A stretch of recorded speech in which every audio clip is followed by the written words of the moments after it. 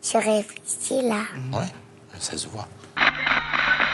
Moi, tu me parles pas d'âge. Parce que c'est notre projet! Et j'attendais, je ne vous le cache pas, ce moment avec un peu d'impatience. Bonjour à toutes et à tous, j'espère que tu vas bien. Aujourd'hui, dans ce nouvel épisode du Monde à ma hauteur, on va parler d'une question qui concerne beaucoup d'adolescents. Faut-il interdire les réseaux sociaux aux moins de 15 ans ? Si on en parle aujourd'hui, c'est parce qu'en France, le Sénat a adopté ce 31 mars 2026 une proposition de loi pour mieux protéger les mineurs sur les réseaux sociaux. Le texte prévoit normalement une interdiction d'accès avant 15 ans et une limitation horaire entre 15 et 18 ans, même si le débat n'est pas terminé et que les responsables politiques ne sont pas encore tous d'accord sur la façon de l'appliquer. Alors, d'abord, rappelons une chose simple. Les réseaux sociaux, ce sont des applications ou des sites comme TikTok, Instagram, Snapchat ou d'autres, où l'on peut regarder des vidéos, discuter, publier des photos ou suivre des personnes.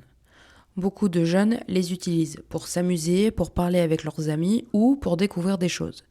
Mais certains adultes pensent aussi qu'ils peuvent poser des problèmes, surtout quand on est encore jeune. Alors pourquoi certains veulent-ils les interdire avant 15 ans ? Eh bien parce qu'ils estiment que ces plateformes peuvent exposer les plus jeunes à des contenus violents, choquants ou faux, mais aussi à des systèmes qui donnent envie de rester connectés très longtemps. C'est pour cela que certains responsables politiques disent qu'il faut mieux protéger les jeunes. Mais tout le monde n'est pas d'accord. Certaines personnes disent qu'une interdiction totale serait difficile à faire respecter. Elles se demandent aussi comment vérifier l'âge des utilisateurs sans demander trop d'informations personnelles. Et elle rappelle que les réseaux sociaux peuvent aussi servir à discuter avec ses amis, découvrir des idées, apprendre des choses ou suivre l'actualité. Pour l'instant, la France n'a pas encore fini ce débat.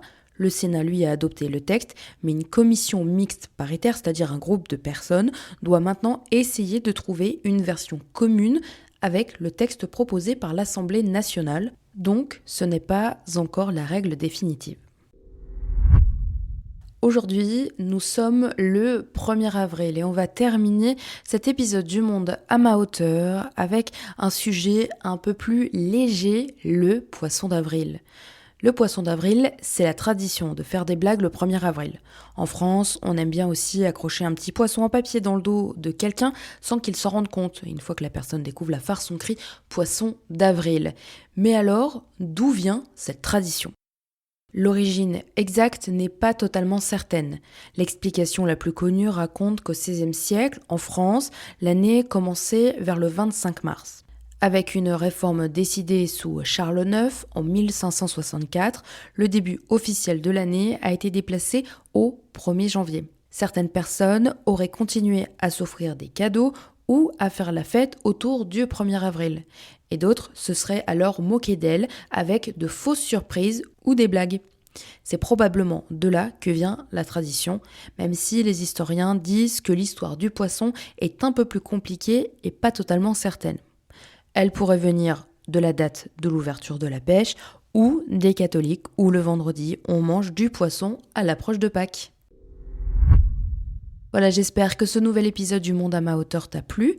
Nous, on se retrouve la semaine prochaine et en attendant, prends soin de toi. Je vous demande de vous arrêter. Au revoir.